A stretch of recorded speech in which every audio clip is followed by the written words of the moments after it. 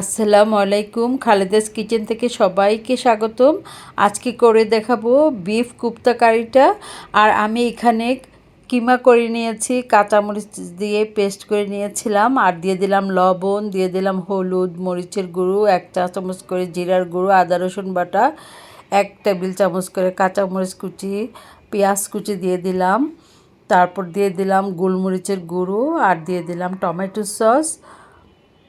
তারপর আমি এখানে আমার করা ব্রেড ক্রামের গুঁড়ো দিয়ে দিয়েছিলাম। আমি একটু টেলে নিয়েছিলাম গুঁড়োটা, আর দিয়ে দিলাম একটা ডিম। ডিমটা দেওয়াতে আর ব্রেড ক্রামটা দেওয়াতে বাইন্ডিংয়ের সুবিধা হবে, আর ভাজার সময় ছেড়ে আসবে না। তো খুব সুন্দর করে মেখে নিয়েছে। আর এখানে ধনিয়া পাতা, পুদিনা পাতা কুচি দিতে পারলে আরও বেশি ভালো হয়। এটা আমার ছিল না, তাই দিতে পারি নাই, তোমরা অবশ্যই দিবে। তারপর আমি হাতটা ধুয়ে তেল মেখে কোপ্তার আকারে গড়ে নিচ্ছি, গোল গোল করে।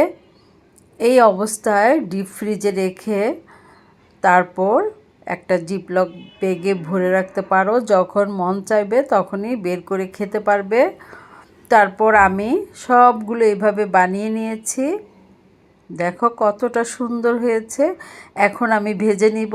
আর ডুবো তেল না, অল্প খানিকটা তেল দিয়েছি, দিয়ে একটু ফাঁক ফাঁক করে দিতে হবে কোপ্তাগুলো, দিয়ে আমি উলট পালট করে ভেজে নিচ্ছি। এই অবস্থাও খাওয়া যায়, একটু লালচে করে ভেজে নিতে হয়। তো আমি উলট পালট করে ভেজে নিচ্ছি। আর এটা যেহেতু রান্না করব, তাই এত বেশিক্ষণ আমি ভাজি নাই। তারপর একটু লালচে করেছি দেখার সৌন্দর্যের জন্য। তারপরে আমি উঠিয়ে নিলাম কোপ্তাগুলো। আর এই কোপ্তার তেলে আমি মশলাটা কষিয়ে নিব। এখানে 2টা তেজপাতা, 1টা দারচিনি, 2টা এলাচ ফাটিয়ে দিয়েছি, লং দিয়েছি 3টা। তো একটু সুঘ্রাণ যখন বের হয়েছে, তখন আমি পেঁয়াজ কুচি দিয়ে দিলাম 2 টেবিল চামচ, একটু ভেজে নিয়েছি। তারপরে পেঁয়াজ বাটা দিয়ে দিলাম 2 টেবিল চামচ, দিয়ে দিলাম রসুন বাটা 1 চা চামচ, হলুদ গুঁড়ো 1 চা চামচ, মরিচের গুঁড়ো 1 চা চামচ, লবণ দিয়ে দিলাম স্বাদ মতো, আর দিয়ে দিলাম টমেটোর পিউরি আমার ফ্রোজেন করা, দিয়ে দিলাম জিরার গুঁড়ো, দিয়ে দিলাম ধনিয়ার গুঁড়ো 1 চামচ করে, আর দিয়ে দিলাম 1 চামচ চিনি। যেহেতু এখানে টমেটো দিয়েছি, তাই স্বাদটা একটু ভালো আসবে চিনিটা দিলে। তারপর দিয়ে দিলাম গরম মশলার গুঁড়ো, লবণ দিয়ে দিলাম, দিয়ে আমি এখন খুব ভালো করে কষিয়ে নিচ্ছি। আর এখানে আমি